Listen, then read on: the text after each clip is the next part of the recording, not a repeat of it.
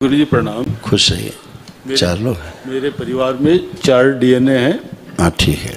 और 4 डीएनए नहीं है, डीएनए में 4 लोग हैं। डीएनए में 4 लोग हैं। 4 घर नहीं मतलब घर में 4 लोग हैं, ऐसा है जी। कोई बात नहीं, कैसे कर लो। और गुरु जी मैं रुड़की से आया हूँ वर्तमान में, और मैं सबसे ज़्यादा परेशान हूँ अपने नौकरी के सिलसिले में।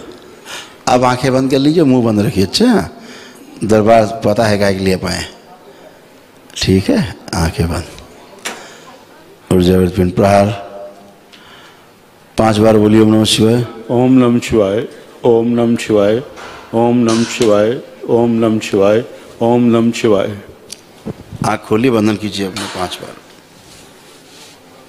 ओम। कितने बार?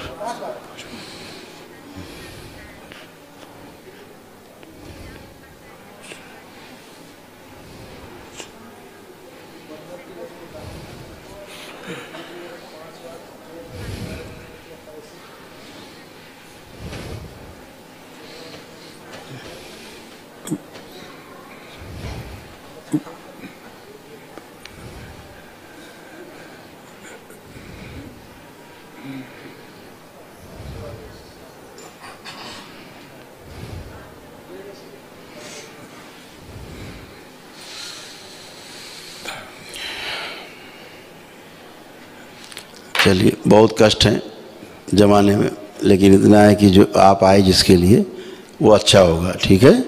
वो जो दरबार संकल्प करेंगे, प्रार्थना करेंगे तो अच्छा होगा। गुरु जी मैं कुछ कहना चाहूँगा। पहले हम कह लें, हमारा भरा हुआ है तमाम दिमाग में, हम कह डालें। पहले हम उल्टी कर लें, फिर आप करना, ठीक है। आपका आधांग बायां, लेफ्ट साइड फील होता है वीक, बिल्कुल ठीक है। इस वाले से ये अंग कमजोर, दरबार ने एक जैसा कर दिया है। अब दोनों अंग एक जैसे हो गए हैं, समझे, एक जैसे अंग, अब कोई फर्क नहीं। लंग्स में कंजेशन, फेफड़े आपके बहुत कमजोर हो गए हैं, पता है आपको ये बात, पता है बात। अब अच्छे कर दिए गए, नए कर दिए गए। आप को ब्रीदिंग करिए, खूब दौड़ी दिन भर में, आप रोज सुबह दौड़ी उठ के 10-15 किलोमीटर, अब दिक्कत नहीं होगी। लंग्स बुरी तरह से डैमेज थे आपके, यूरिन में इन्फेक्शन, ठीक, अब नहीं है, ख़त्म हो गया था।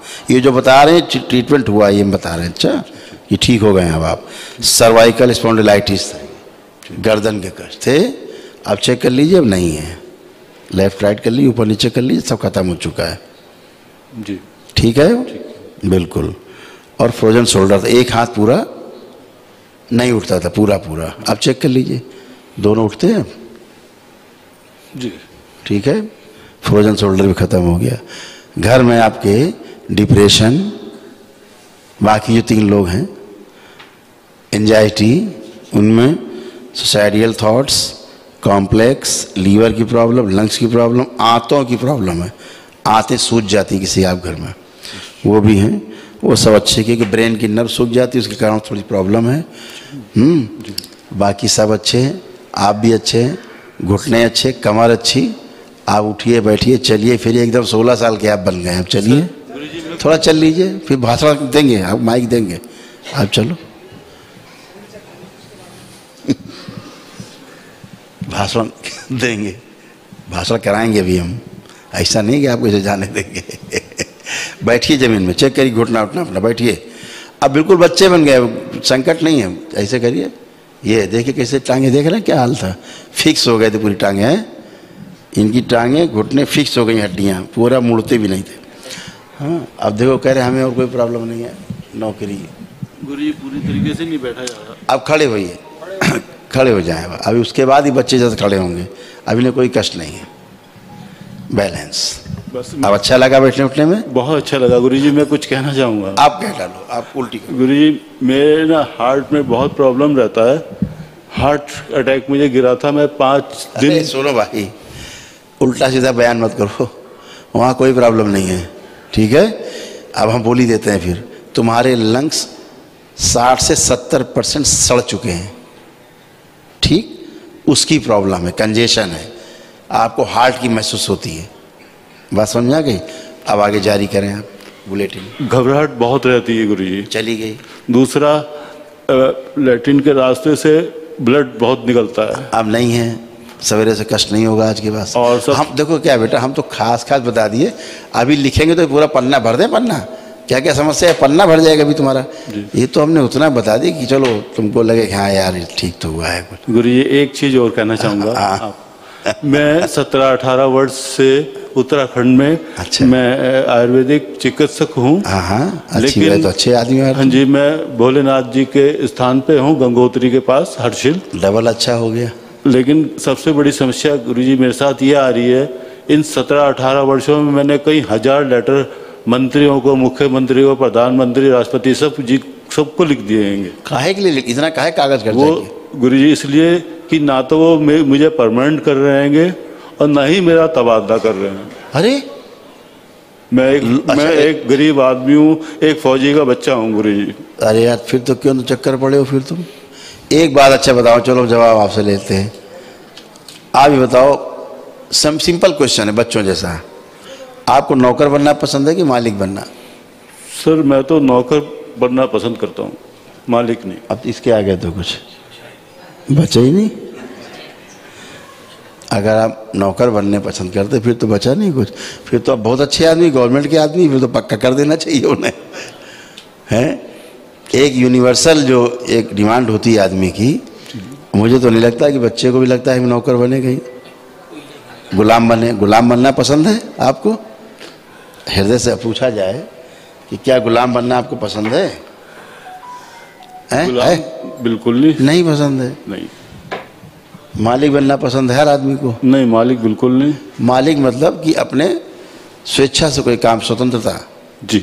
मालिक का मतलब ये होता है जी जी कि स्वतंत्रतापूर्वक काम कर पाए। हाँ जी, हाँ जी। तो आपने तय किया कि हम गुलाम बनना है, हमें वही पक्का वाला बनना है। पक्का वाला। अरे बाप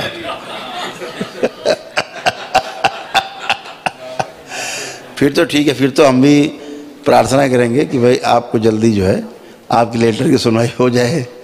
सर गुरुजी मेरा क्या है, जितने भी पत्र जाते हैं वो मुख्यमंत्री चाहे किसी के पास से भी थ्रू जाएं, आखिरी स्टेज पे आके सेक्रेटरी के लेवल पे आके उस पर कोई ना कोई बाधा आ जाती है। मैं बताता हूँ, ये जो गंदगी सब आपकी आज फ्लश हुई है ना जी, यही स्मृतियाँ रहती हैं जो ट्रैवल करती हैं, आपको घुमाती फिराती टहलाती तंग करती, ऐसे करती रहती। जब ये सब गंदगी साफ हो जाती है, फिर आप जिससे मिलते हैं, जिसके लिए अपने बात करते हैं, आपकी शुद्धि रहती है शरीर में, तो अच्छे से ठीक से काम होता है।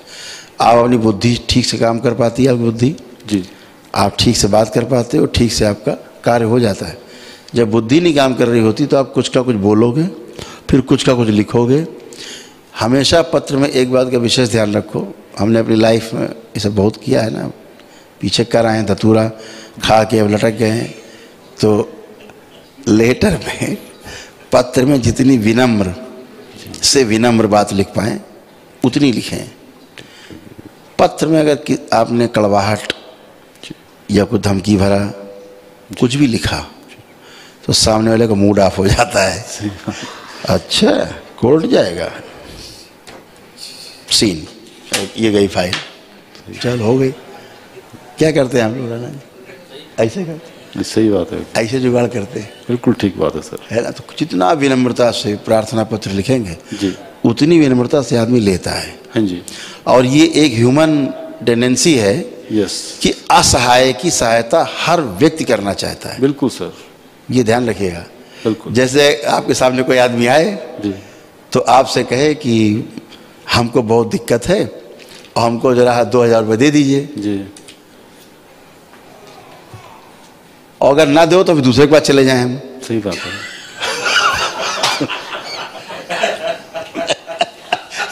तो आप कहोगे भैया मेरे पास तो है नहीं, तो दूसरे के पास चले जाओ। वही आदमी अगर आपसे कहे कि हमें 2000 रुपये दे दीजिए, हम बहुत असहाय हैं, 10 जगह हुआ है, कोई दे नहीं रहा है, हमें बहुत ज़रूरत है, हम ज़रूर दे देंगे आपको, हमारी मदद करो आप किसी तरह से, हम आपके अलावा मेरा कोई नहीं है।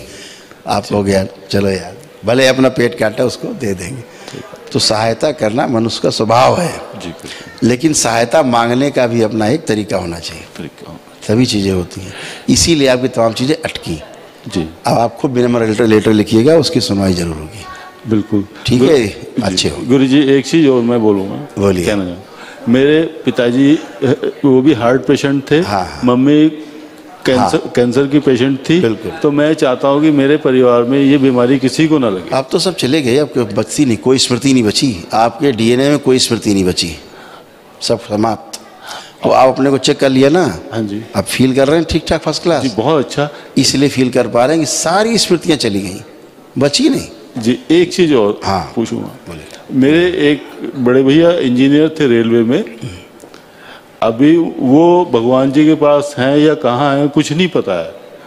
उनकी पत्नी ने यानी मेरी भाभी ने, मंजली भाभी ने पक्का है उनको स्लो पॉइजन दे के ख़त्म कर दिया, मार दिया जान से।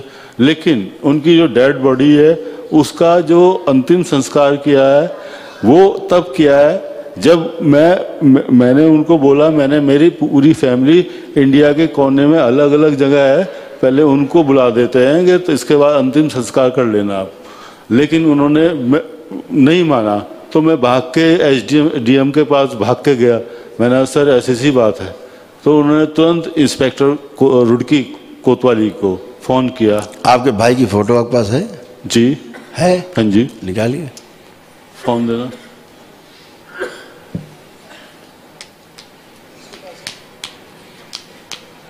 निकाल कर बेचारा परेशान है अभी गुरु ये नहीं पता चल रहा वो जीवित हैं या नहीं है अभी। कि डेड बॉडी नहीं मिली क्या?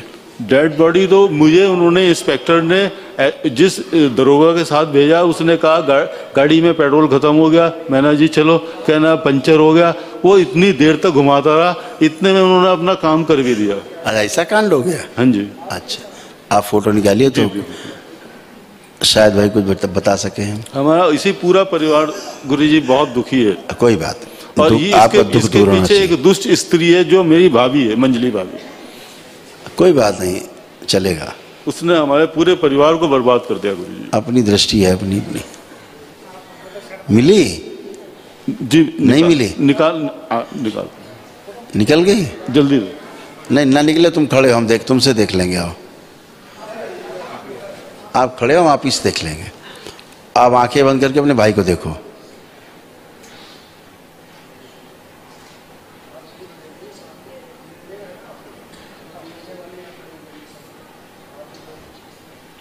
निकली? लाओ लाओ लाओ लाओ, देखें। आपको लगता है मर गए, मार दिया, किसी ने हत्या कर दी? जिंदा की मुर्दा है। अच्छा लग भी ना रेलवे मैंने तो।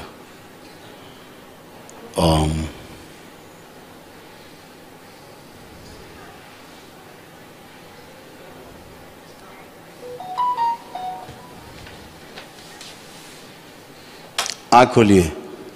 इनकी मृत्यु हुई है दम घुटने से। जी इनकी मृत्यु हुई है दम घुटने से, मर चुके ही है नहीं, डेड।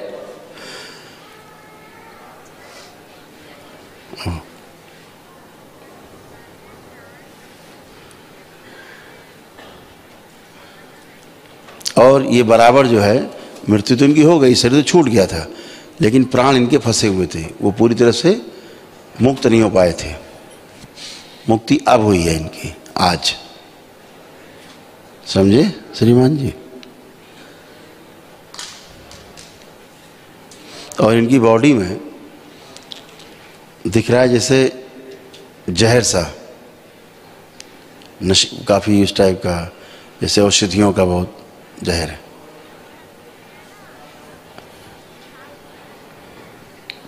लेकिन इनकी हत्या हुई है, ये साधारण मृत्यु नहीं है। तकिया ऐसे रख करके इनके दबाया गया है, तकिया से इनकी मृत्यु है, हुई नहीं है, हत्या हुई है इनकी। हाँ बाद में सब कुछ किया है इनको साथ, लेकिन पहले कर दिया, उसके बाद सारे कुछ किया है। छुरे भी चले, इनकी हत्या की गई। चलिए खुश रहिए, प्रसन्न रहिए। आइए नेक्स्ट।